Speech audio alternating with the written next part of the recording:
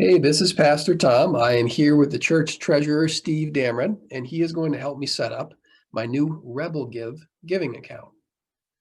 So what you do is, this is from our webpage, faithwaterville.org, and you would just scroll down to the bottom. You see this blue icon, that is the Rebel Give icon.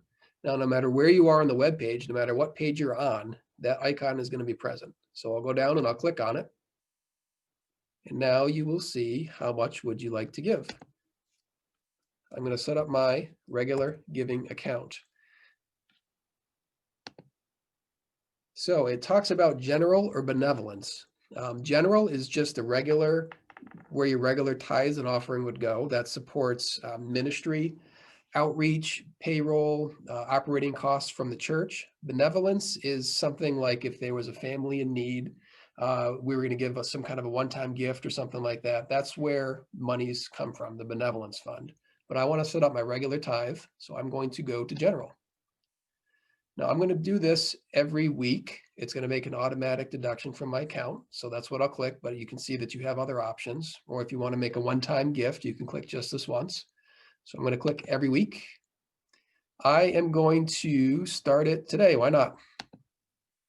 And so Steve's going to talk a little bit about the difference between credit card giving and bank account giving.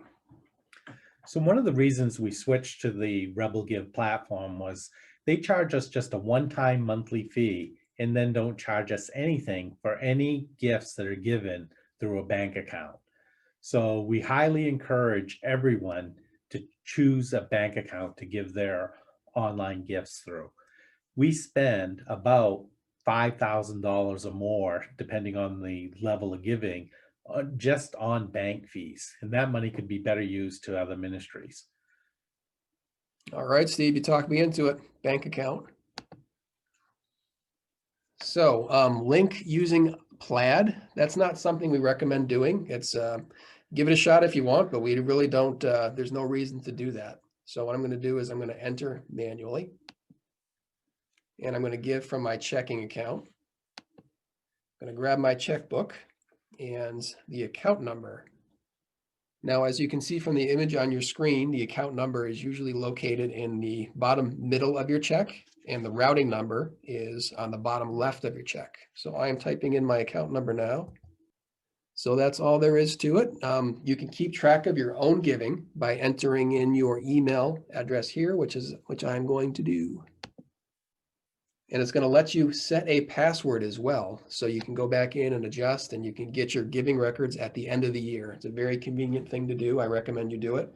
Write it down, put it somewhere safe, because the church will not have access to your password. All right, that's all there is to it. So what you're going to want to do after that is you go to the top left corner of your screen and you'll see a blue arrow. You click on that and you're back to the website. So Steve, I am already enrolled in the old giving, which would make a deduction every single week at a set time, just like we did here. How do I cancel that old giving? Well, I don't do the bridge element, so I don't know how you can cancel that. But if there's a way for you to log into it, go ahead and cancel it. But if not, we definitely can cancel it from the back end. So all you do is have to call the church, speak to either Dory or myself, and we'll cancel your old online giving for you. Thanks, Steve. Sounds great. Anytime, Tom. Thank you very much for your time and for your generous gifts and offerings. God bless.